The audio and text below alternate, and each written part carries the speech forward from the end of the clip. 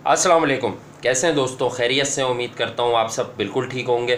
और आपका बड़ा अच्छा फीडबैक आया है लास्ट कपल ऑफ वीडियोस पर, और आपके कमेंट्स भी मैंने पढ़े और बड़े हौसला अफ़ज़ा कमेंट्स थे। और ख़ुसूसन बाकर भाई को आपने बड़ा प्रेस किया और बड़ा सराहा है इनकी खिदमात को और इनके अंदाज़ बयां। मैंने आपको बताया था कि अच्छा होता है जब आप किसी को 2 से 4 बार सुनते हैं तब आपको असल में पता चलता है कि इस इंसान में क्या सलाहियतें मौजूद हैं और किस तरह से वो गुफ्तगू करता है, किस तरह के से चीज़ों को एनालाइज़ करते हैं। तो बात ये होती है कि बहुत सारी बातें होती हैं और एक होता है ना चाय में गोइयाँ भी शुरू हो जाती हैं, और फिर ये होता है मफरूज़ों पर बात कर लेना कि यार हमें पूरी स्टोरी पता नहीं है और हम बात कर रहे हैं कि यार कहीं से भी ला के कहीं बात कनेक्ट कर दो। तो अगर हमने मैच फिक्सिंग सागा को उठाया है और अगर पकड़ा है और आपसे वादा किया है कि इसको लेके चलेंगे all the way from India to Pakistan, from India to Pakistan and Pakistan to India, और जितनी भी दुनिया में ये कनेक्शंस बनाने की कोशिश की गई, जिसमें बहुत बड़ा ये जो गैंग था, ये जो मुकेश गुप्ता वाला ना, मुकेश और इसका भाई भी था अजय, तो ये इन लोगों का जो गैंग था, इनके चक्कर में कौन कौन से लोग आकर फंसे। और फिर कुछ ऐसे लोग थे कि जिन्होंने देखें, अब वो ये है ना, मैंने आपकी सलाम दुआ करा दी बाकर साहब से कि यार बाकर साहब अच्छे इंसान हैं। अब आपने इन्हें कोई ऑफ़र की, ये कबूल कर लेते हैं, ये आपकी एक और बंदे से मुलाकात करा लेते हैं, बाद में एक आधा ऑफ़र के बाद ये गायब हो जाते हैं, लेकिन आप उस बंदे को पकड़ लेते हैं और वो बंदा आपको पकड़ लेता है कि यार तुम तो अच्छा हो यार, लाओ जल्दी से लाओ। यही हाल सलीम मलिक का है। अब मूव ऑन करते हैं कि जो अजहरुद्दीन साहब हैं, यहाँ से कहानी शुरू हुई थी। 3 मैचेस कबूल लिए थे। हैदराबाद दक्कन में बड़ा इन्फ्लुएंस है इनका, पॉलिटिकल इन्फ्लुएंस है। कुछ दोस्तों ने भी ये बात बिल्कुल ठीक हमें बताई। अंबटी रायडू प्रॉब्लमेटिक चाइल्ड है, लेकिन वो जो नंबर 4 की पोजीशन थी वहाँ पर उसकी जगह नहीं बनी 2019 में। उसके बाद उसने जो नया भांडा फोड़ा, जो नया उसने पंडोरा बॉक्स खोला, वो उसने कहा यार ये जो हैदराबाद क्रिकेट एसोसिएशन है ये मामलात ख़राब करती है, वहाँ भी अजहरुद्दीन का इन्फ्लुएंस है। तो अब कहना यह है कि भाई फिर ये तो तय है ना बाकर साहब के ये खराब ही कर रहे हैं सारे मामला। देखिए ये तो आपको पता ना, वैसे भाई क्रिकेट और सियासत बड़े करीब करीब हैं। क्रिकेट में भी एक सियासत होती है ना, बिल्कुल, और वो ज़्यादा खतरनाक है। बिल्कुल। तो वो डिस्ट्रिक्ट एसोसिएशन की बात की जब हैदराबाद की आपने, तो आपको पता है कि वहाँ अजहरुद्दीन एक अपना इमेज रखते हैं, आज भी वो अपनी एक पावर रखते हैं, अपनी एक हैसियत रखते हैं। तो यकीनन कहीं ना कहीं वो उसमें गड़बड़ेशन में शामिल हैं। और ये बात तो आया है ना, जब खुद कबूल है उन्होंने, इस बात का सब विटनेस है। एनसी करोनी इसी बात की वजह से तो अपनी ज़िंदगी गंवा गए।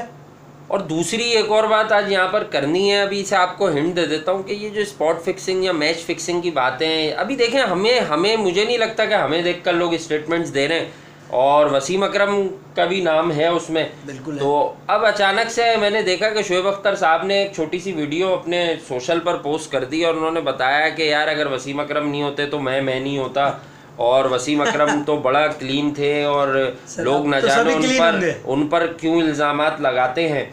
और मुझे समझ नहीं आया कि ये वही इंसान है, ये फेंकू तेज तरीन फेंकू है, ये तेज तरीन फास्ट खुद लग रहा है इनको ना, तो इसको तो खुद ही फेंटा लग जाएगा कि तो ये भी कहता था कि यार मैं अकेला एक तरफ होता था, पूरी टीम एक तरफ होती थी, तो वो पूरी टीम में तो वसीम अकरम ही थे सबसे पावरफुल कप्तान, तो उनके पूछे बगैर टीम इसके खिलाफ कैसे होती थी। अब ये बात तो उनकी खुद ही अपने मुंह से निकली हुई बात जो उनके लिए अपने तीर साबित हो गई। फिर ये था कि सलीम मलिक की जो स्टोरी हमने बताई कि सलीम मलिक ने तो फिर अजय शर्मा को पकड़ ही लिया कि भाई साउथ अफ्रीका भी आ रही है, तो ट्राई सीरीज भी हो रही है 94-95 की, आ जाओ बता दो क्या करना है, कैसे करना है, कितने में करना है, किसका क्या रेट खुलेगा। और बहुत सारे लोग बेचारे भागे, दी रेट उनको शायद रेट की वजह से कहा। सलीम मलिक रेट भी खुद ही खोलते थे अपने प्लेयर के कि यार ये मेरा प्लेयर जो है ना बड़ा पावरफुल है, इसके ये रेट खोल दो, इसके ये रेट खोल दो। अब बात यह है कि अताउर रहमान, मैंने आपको बताया था कि यार अताउर रहमान को कौन खरीदता होगा यार, अताउर रहमान तो बगैर खरीदे ही 20-22 रन दे देता था यार, 18-20-22 रन का तो वो बॉलर था।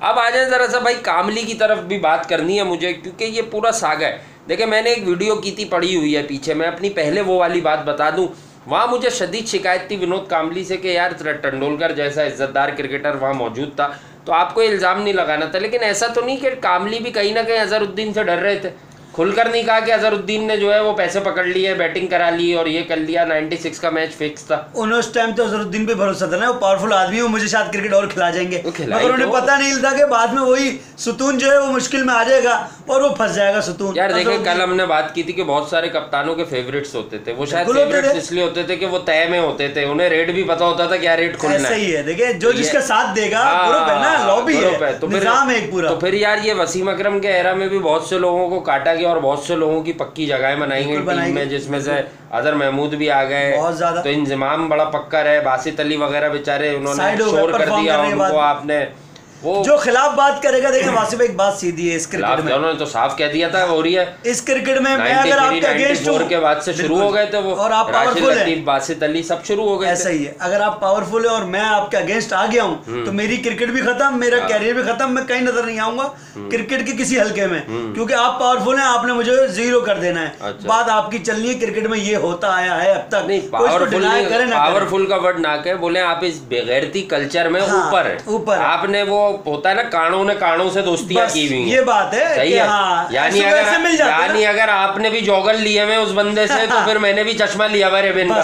ये है कहानी, लेन देन के मामले कहानी भाई। ये पाकिस्तान में ऐसी कहानी है, इंडिया में दूसरी तरह की कहानी है। इंडिया में कहानी ये है कि भाई निखिल चोपड़ा भी खेलेगा, सही है, मनोज प्रभाकर भी खेलेगा। और बहुत सारे दोस्तों ने कहा कि वासे भाई कलीदी रोल थे, ये मेजर्स थे, मेन किरदार थे ये अजहरुद्दीन और प्रभाकर। बिल्कुल ऐसा ही है, क्योंकि प्रभाकर के लिए तो ये जो मुकेश गुप्ता है इसने खुद बताया कि भाई प्रभाकर ने हमारे लिए बड़ा काम किया, इसने सलीम मलिक से राब्ता कराया और हमारी तो फिर दुकान खुल गई पाकिस्तान में।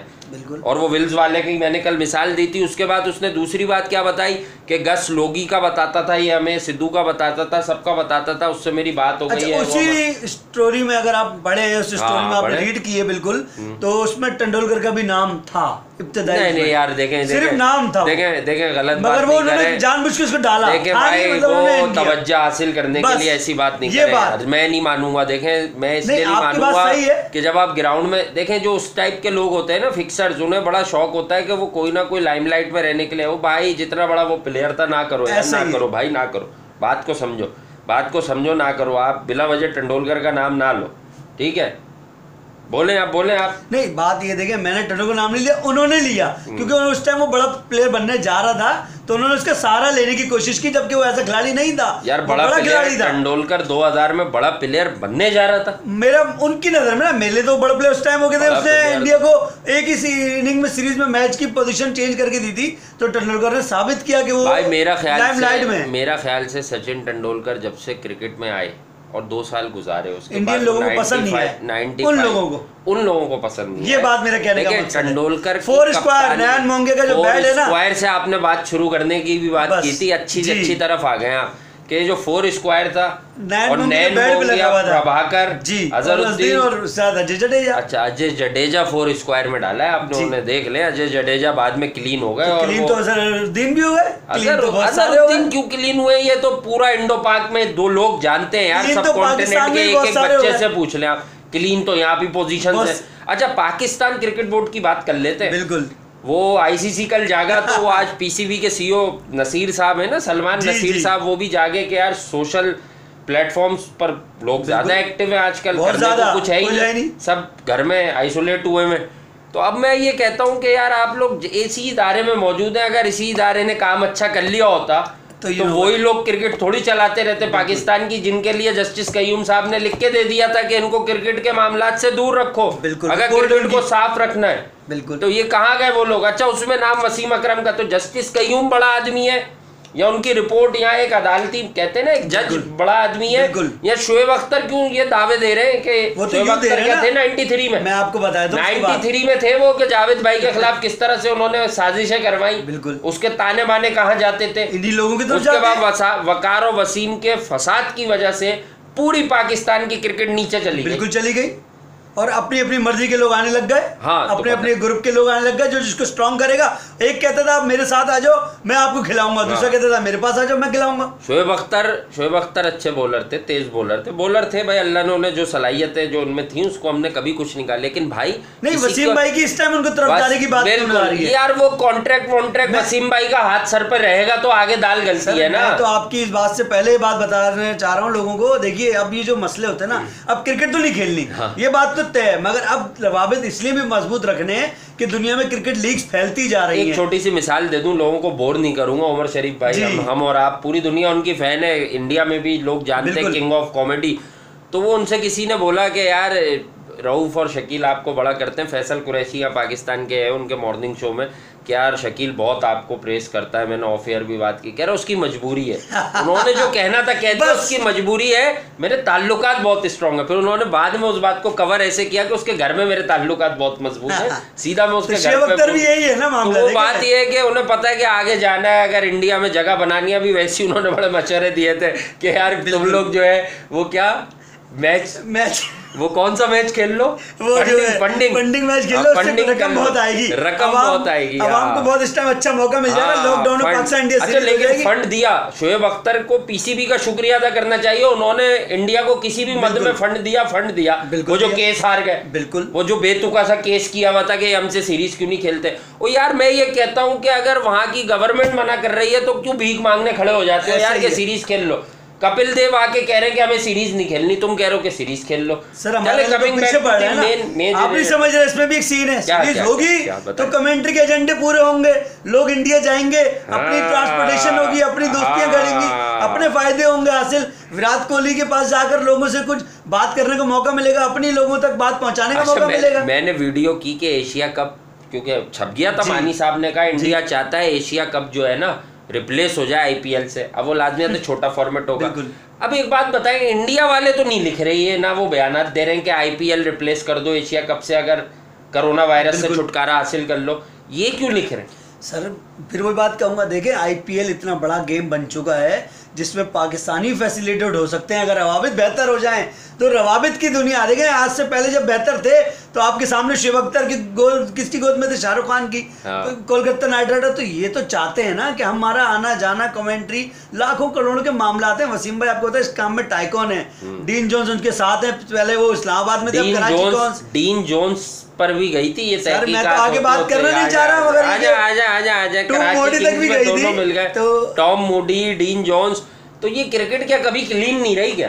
कैसे रही आप? मुझे था क्लीन रही है, अगर तो फिर साबित जिनके उनको वो झूठते या जजेस झूठते या निजाम गलत था। अच्छा मैं ये सोचता हूँ तो क्लीन तो है ही नहीं हमारी, राहुल द्रविड़ सब कॉन्टिनेंट से लेकर यूरोप तक। राहुल द्रविड़ जैसे लोगों पर ये टैग लगाया जाता था कि ये वनडे क्रिकेट का प्लेयर ही नहीं है, इतना कॉम्पैक्ट किस्म का, कितना स्ट्रगल किया उसने वनडे टीम में जगह बनाने के लिए, क्योंकि वनडे में वो वाले पौके खेलते थे, वो पंटर खेलते थे सारे, वो जो सेटिंग में होते थे जिनसे मैं उन लोगों के लिए, अच्छा समझे ना, जितवाना है, जिनको पता होता था तीसरी के बाद चौथी गेंद वाइड होगी, बस यही कहना चाह रहे हैं, ये बात है। या मुझे अच्छा अजय जडेजा का तो क्लियर उन्होंने बताया कि वो तो गेम को ऐसा बनाते थे कि वो रन रेट को डाउन करके चलते थे, स्लो करके चलते फिर ऊपर से मारना, फिर ऊपर से वो मारना शुरू करते थे और मैच इतना दूर कर देते थे कि आप जितना भी मान लो। तो वो ये एलिगेशन इंडिया में लगे हैं, बिल्कुल लगे, ये लोगों ने कहा है, मैंने नहीं कहा। सर उनके क्रिकेट कैरियर मुख्तसर क्यों होता गया अगर वो इतने सही थे? हालांकि इन जनरल अगर वो वाकई जब अपने दिन पर खेलता था तो अजय जडेजा याद है ना आपको यार, 2 ओवर थे वो, 2 ओवर में 38 रन लग गए थे। Ajay Jadeja was a wonderful player, कोई शक नहीं, जो उसमें सलाहियतें थी। तो मैं बड़ा परेशान होता हूँ और मैं बड़ा सरप्राइज्ड हूँ कि यार इस तरह से आप फिक्सिंग किए ये मामला निकलते हैं और कहाँ से, और हम अगर गलत कह रहे हैं तो हंसी करोनी तो सबसे बड़ी दलील है इस काम की। हंसी करोनी, आपने ये नोट किया कि हंसी करोनी है कि ये जो अजीब सी मौत हुई, बिल्कुल, मतलब क्यों मार दिया गया? तो सेटबैक था ना, ज़हनी तौर पे वो हार चुके थे यार, मार दिया गया भाई, मार दिया गया, खत्म कर दिया गया उसको। कल्प्रिट को दबाना था ना ताकि और नाम ना बढ़ाए। कहानी खुलती तो पता नहीं बात कहाँ तक जाती। वही मैं कह रहा हूँ ना, देखिए तो यार कहीं ऐसा तो नहीं है कि ये जो मैच फिक्सिंग है ये सिर्फ नाम है फर्जी, ये कहीं आईसीसी के दायरे कार में तो नहीं हो रही? सर दायरे कार तो बहुत सारों तक हो रही है। बहुत सारे बुकीज बताते हैं, टीवियों पर प्रोग्राम देखे मैंने, टेलीविजन चैनल्स पर। अजहर मजीद ने किसका नाम लिया था? किसका? अजहर मजीद जब 2010 की कहानी खुली तो हमारे जो निक्के निक्के बच्चे फंस गए, जो ओरिजिनल थे वो फंसे नहीं, जिन्होंने इस काम को शुरू किया। तो अजहर मजीद ने कहा कि हम तो ज़ाहिर है आईसीसी के लोगों से मिलते रहे, हमने आईसीसी के लोगों से मीटिंगें भी की, तो वो लोग करंट थे, दौरे हाजिर में सर्विस पे थे या नहीं थे? वही है ना, फैसलाबाद वाला बुकी है ना, ये फैसलाबाद वाला वही बुकी है। ये मैनचेस्टर फुटबॉल लीग तक तो इनके रसायन, इनकी ताल्लुकात है। इंग्लिश प्रीमियर लीग में तो सबसे बड़ा सट्टे की स्कोप ही वहाँ है। आईसीसी ने क्या बेचता है इंग्लिश प्रीमियर लीग के आगे? यूएफा चैंपियंस लीग, ईपीएल ना, हंसी करोनी को दबाना या उसके जहाज को क्रैश करना एक निजाम था ताकि बात दूर तक न जाए, धुआं न उठे, आगे चली गई। तो यार ये जो जुल्करनैन हैदर भागा था और लोगों ने उस बेचारे को भी कहा कि तो पागल है, ये तो रंजन है, इसको तो फानूस दिखते हैं, तो वो जुल्करनैन भी लड़का जो है उसे चुप करा दिया गया। स्ट्रॉन्ग नहीं था, अगर स्ट्रॉन्ग होता तो काम कर जाता सबके खिलाफ। यहाँ सुना था फैमिली को थ्रेट भी मिल रहे हैं, वो इतनी बातें करते करते फिर ऑल ऑफ द सडन खामोश हो गया। सर दबा दिया बड़े बड़े लोगों ने। भाई आप इस बात को समझें, देखिए मेरे अगर है ना तो मैं आपको क्या आपके अच्छों को भी दबा दूंगा। मेरे पास पावर होना चाहिए, गलत हो या अच्छा हो, या मैं बदमाश हूँ या मैं सही आदमी हूँ, पावर होना चाहिए गलत तरीके इस्तेमाल करने का, मुझे गलत तरीके करने आने चाहिए। यार ये खेल दागदार बहुत है यार, मतलब डर लगता है हम लोगों को भी यार, हमारी जान आप कहां तक जाएंगे, जहां तक जाएंगे इसकी लड़ियां मिलेंगी आपको। उसमें बहुत सारे बड़े बड़े नाम जो आज कोचिंग फील्ड में मौजूद है। यही लोग जो इदारों में बैठते हैं, जिन इदारों ने घटिया लोगों को नौकरियां दी हुई हैं, चाहे इधर का बोर्ड हो चाहे उधर का बोर्ड हो, यही लोग बैठकर बाद में कहते हैं हमने वहां की एनओसी नहीं देनी, वो लीक खराब होती है, वो कतर में जानबूझ के आप स्टंप हो जाते हो। तो भाई आपने तो उन लोगों को लाइसेंस दे दिया, ये क्या बच्चों को सिखाएंगे? ये सिखाएंगे मैच फिक्स कैसे होते हैं सर, यही सीख रहे हैं। और तुम में से रेट खोलने वाला कौन बनेगा? सर आप उसकी मिसाल आपके सामने है ना, पहली PSL हुई उसमें क्या हुआ आपके सामने, और उधर मेंटर कौन थे? और वसीम अकरम थे। तो क्या क्या मामला हुए इस्लामाबाद वाली टीम के, जो वो मामला हुए? नहीं वकार था यार सर, वसीम अकरम थे इस्लामाबाद में पहले थे। जी जी जब वो खालिद लतीफ वाला मामला हुआ और वो दीगर मामला हुए सर। जी जी जी बिल्कुल, वसीम अकरम थे। डीन जॉन्स से क्या कोई रिश्तेदारी आपकी? उसका नाम नहीं ले रहे आप? सर मैं तो उसका नाम पहले लूंगा, क्योंकि मुझे डीन जॉन्स और एक दो और लोग बहुत ज्यादा मुश्किल लगते हैं। क्यों कि ज़ाहिर उन्होंने तो ऐसी बातें की थी कमेंट्री करते यार। देखे मैं आपके साथ हूँ, मैच फिक्सिंग पर बात करेंगे, खुलकर बात करेंगे, सारी बातें बताएंगे लोगों तक, हमारा काम है कि जो सागा है ये कहानी यहाँ से। वसीम अकरम जाना जा रहा है वहाँ, डीन जॉन्स क्यों आ रहे हैं? ये गहरे रवाबित की निशानी तो है, और इससे ज्यादा की निशानी दूंगा। क्या मतलब डीन जॉन्स मान लाते हैं? ये कहना चाह रहे हैं वो आते हैं, उनके साथ उनका स्टाफ आता है, वो इतने असर रखते हैं पाकिस्तान क्रिकेट की PSL पर, पाकिस्तान क्रिकेट बोर्ड के लोगों पर। बोर्ड में लोग कौन है? वो ऊपर आ जाए, आप ऊपर आ जाए, बहुत पीछे हो गए। वसीम अकरम के साथ जो खेले हैं वही आपको बोर्ड में नजर आ रहे हैं। तो अच्छा, वसीम भाई की बात मानेंगे? एक बात बता दें, वसीम भाई है। एक बात बता दें, ये सचिन तेंदुलकर के बारे में किसने कहा था? ये कौन घटिया आदमी था जिसने ये जैसे घटिया थे जिनको क्रिकेट नहीं मिलती थी? मनोज परबारकर, वो आप पढ़े, उसका स्टेटमेंट मौजूद है। और मैं तो इस बात पर शर्मिंदा हूँ, इंडियन प्लेयर है, मगर मैं तेंदुलकर को वैसे क्रिकेटर सबसे करेक्ट प्लेयर समझता हूँ, और सबसे गुड ह्यूमन बीइंग समझता हूँ। भाई बहुत बड़ा सफीर, बिल्कुल उसके बारे में कहना है, इनको तो शर्म आनी चाहिए। तो यार ये तो बगैरती है ना, कि जो मतलब कहते हैं कि अच्छे खिलाड़ी को जो कंट्रोल में नहीं आता, उसको दबाओगे ना। शायद अफरीदी वो शराब खाने में दूध का गिलास लेके बैठने वाला भी शराबी हो गया। ये तो इनके मिजाज तो यही है। जो माफिया होता है, वो माफिया तो पूरे सिस्टम को लेना चाहता है, जो सिस्टम में नहीं आया उसके खिलाफ बात कर देता है। अगर मैं नहीं सुनूंगा सिस्टम की, तो सिस्टम मुझे बुरा बोलने लग जाएगा। तो बोलता है तुम्हें तो सिस्टम बुरा, ये करप्शन के निजाम। और लोग कहते हैं बहुत बुरा लड़का है, बस यही आपको पता है। तेंदुलकर जैसे और द्रविड़ जैसे वर्ल्ड क्लास प्लेयरों को भी तोहमतें लगाई गई। मैं इसको तोहमत द्रविड़ पे तो नहीं यार, द्रविड़ पे कोई इल्जाम नहीं। क्रिकेट अच्छी ना खेलने पे, वनडे पे बेस्ट प्लेयर नहीं है यार। वो मैं पूरा मैंने वादा किया हुआ है, वो एक डिफरेंट स्टोरी है। देखिए स्टोरीज मिक्स कर देंगे ना, अभी तो हम वो बात कर रहे हैं जो जिसके ताने बाने मैच फिक्सिंग से हमने कहा है ना कि शोएब अख्तर ने वसीम अकरम को जो दूध का धुला कह दिया अपनी वीडियो में, अपने बयान में। आप ये बताइए, वसीम भाई के साथ क्रिकेट कमेटी का हिस्सा है वसीम भाई, और दीगर लोग हैं। वसीम भाई PSL में टीम के भी हैं, फिर कमेंट्री भी कर रहे हैं। तो शोएब अख्तर को इस बात का अंदाजा है कि still Wasim Akram is a big elephant, हाथी हैं जी। ठीक है, तभी उनके शोएब अख्तर ने बात कह दी, वरना शोएब अख्तर तो एक तरफ ये कहते हुए आए कि मेरे साथ जो ज्यादतियां हुई हैं उसमें मैं अकेला होता था और पूरी टीम एक तरफ। अबे भाई, अब शोएब अख्तर मैं चाह नहीं रहा था फिक्सिंग से कहीं और जाऊं। अबे यार ये बॉलर है, शोएब अख्तर को बॉल कराते हुए देखा था सर मैंने, जब दोबारा टीम में आया था अफरीदी के टाइम पे देखा था। मुझे तो सहवाग का वो छक्का भी याद है। सहवाग को छोड़ दे यार भाई, जिस वक्त कोई टेलेंडर हो यॉर्कर मार दी तो यूं बाजू दिखा रहा है, और जिस वक्त पिटाई लग रही है तो कह रहे हो ये रिब केज में दर्द हो गया और बैठ गया और एक्सरसाइज कर रहे हैं। जब मैं भी नहीं कर सकता था, बोलता था, तैयार रखता था वो कप्तान को कि अब ये प्लेयर तगड़ा आ गया, इसने 2 मार दिए, मेरे तो तकलीफ हो रही है, 4 और मारेगा ये। यही तो हाल है ना। देखे, एक दूसरे को सपोर्ट करेंगे तो उनकी दुकानें चलेंगी। यार मुझे एक और बात समझ नहीं आती, यहाँ पाकिस्तान में इंडिया की फिक्सिंग की बात कर रहे हैं ना, हमने इंडिया तक कल महदूद रखा। अब मैंने बताया है आज वीडियो में, मैं टाइटल भी वही डालने वाला हूँ कि ये fixing saga India to Pakistan, Pakistan to India. बिल्कुल। तो ये जो हुआ ना समीउल्लाह कलीमुल्लाह इधर से उधर, ये इसमें बड़े चक्कर हुए हैं। इसमें ऐसे चक्कर हुए हैं कि फिर ये गेम बनी, क्योंकि आपको पता है बुकी इतना पैसा लेके आता है क्रिकेट में। अताउर रहमान क्यों गायब किया गया? जैसे अंसी कुरैनी का यार आपने तो अताउर रहमान को मेलकम मार्शल बना दिया यार, आपने 5वीं 6ठी दफा अताउर रहमान की बात कर दी इसलिए की कि देखिए वो छोटा यार, पहली बात तो उसे कौन खरीदेगा यार, वो तो वैसी 20 रन दे देता है। मरवाया ना किसने? वसीम अकरम हमने उसको दबाया। तो उसने तो बीच में टीवी पे आकर ये बातें बता दी थी। तो मेरा कहने का मकसद है, गरीब आदमी हो तो टैक्सी क्या कर रहा था? बिल्कुल, दुबई में वो टैक्सी ड्राइवर थे सर, तो बेचारा क्या करेगा? मैं कहता हूँ छोटा खिलाड़ी था मगर इंसान शोएब अख्तर के लिए सवाल आ गया है।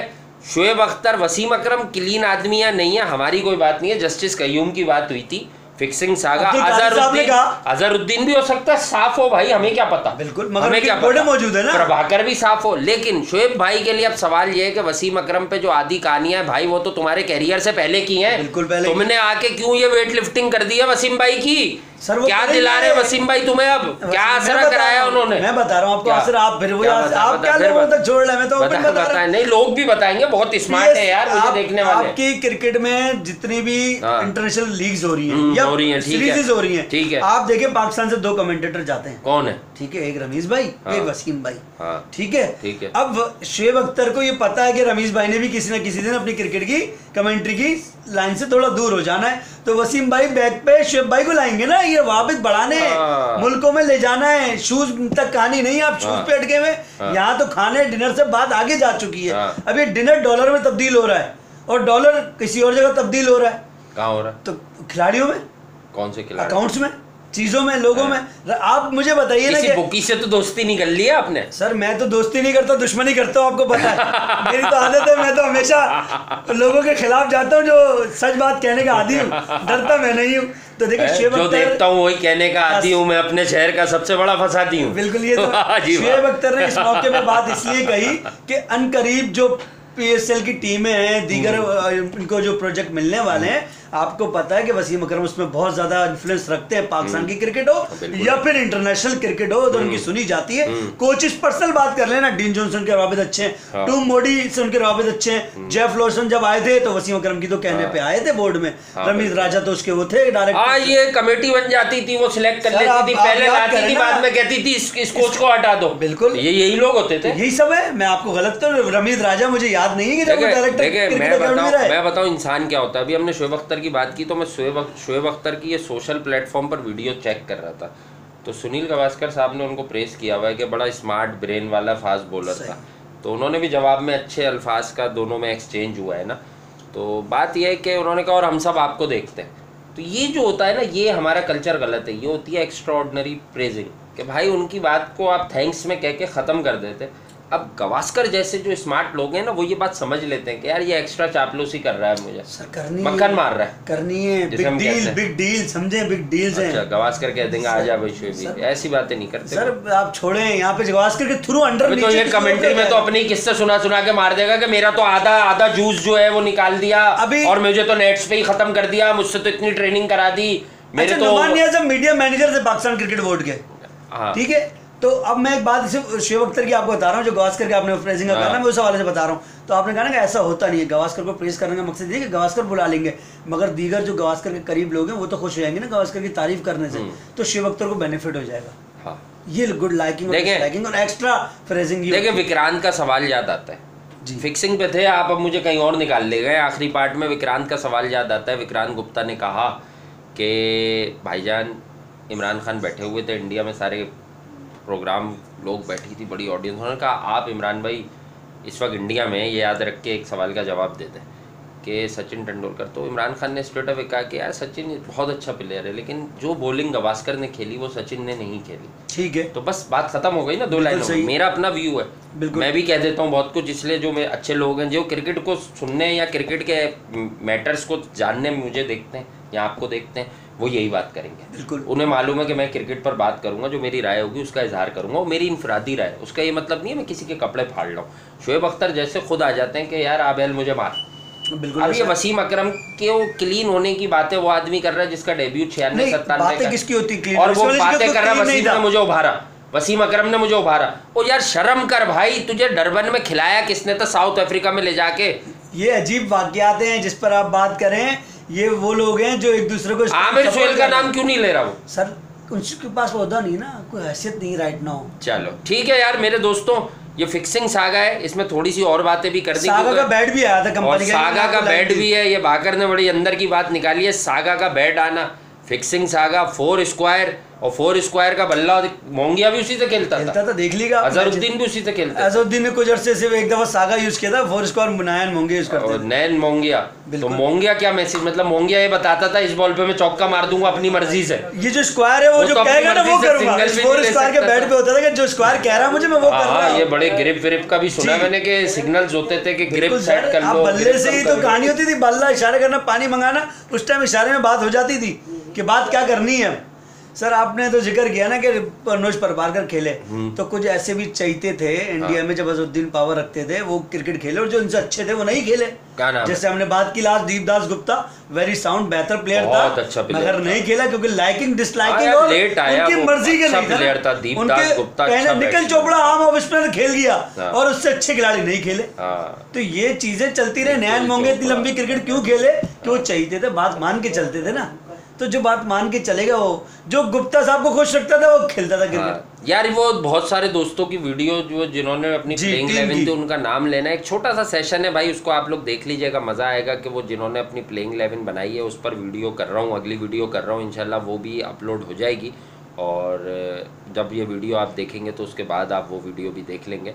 और आप लोगों का बताता हूँ कि असद की टीम बड़ी अच्छी थी और 1-2 लोगों की और अच्छी थी, उसको असद चौधरी मेरा बहुत पुराने दोस्त है और बहुत अरसे से मुझे देख रहा है, जहाँ जहाँ मैं बैठता हूँ वहाँ वो बेचारा मुझे देखता है। स्वीडन में माशाल्लाह, मैं तो अपने परदेसी और अपने पड़ोसी मुल्क इंडिया के लोगों की भी तारीफ करूंगा, जो आपको देखते ही नहीं है, सिर्फ आपकी बात को सुनकर उस चीज को आगे लोगों तक पहुँचा भी रहे हैं, उनके कमेंट से अंदाजा होता है। 1.5 से 2 दिन में मतलब आपके लिए इतनी बातें आने लगी हैं, तो वो समझ रहे हैं, अभी वो एनालाइज कर रहे हैं, अभी वो खुद बताएंगे कि ये इस मामले में बहुत स्ट्रॉन्ग है और ये बड़ी कमाल बात करते हैं, आप देखिएगा इंशाल्लाह। क्योंकि ग्रास रूट लेवल पर जो आप काम करते हैं ना भाई, ये वो लोग हैं, ये वो बड़े मैच्योर किस्म के व्यूअर्स हैं जो पसंद करते हैं इस तरह के लोगों को कि यार ये नीचे खिदमत दे रहे हैं, खिदमत वाले को पसंद करते हैं यार, बस ख़त्म, दैट्स इट। मुलाकात करते हैं अगली वीडियो में, ऐसी सब्सक्राइब कीजिए, लाइक कीजिए और सब्सक्राइब कीजिए वासे हबीब, क्रिकेट विद वासे हबीब, ये बात याद रखा करें ताकि सर्च करने में मुश्किल ना हो। हाँ, मुश्किल नहीं होगी, और अभी तो बहुत सारे लोग सर्च कर रहे हैं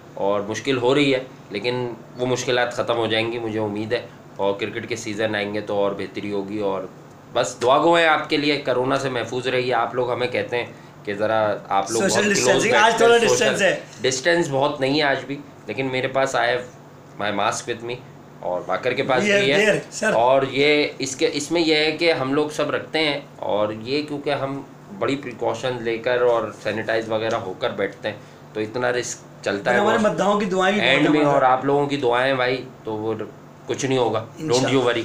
अपना ख्याल रखिए, सब्सक्राइब कीजिए, लाइक कीजिए, शेयर कीजिए, सबसे करें। नमस्ते, सत श्री अकाल, आदाब, अस्सलाम वालेकुम।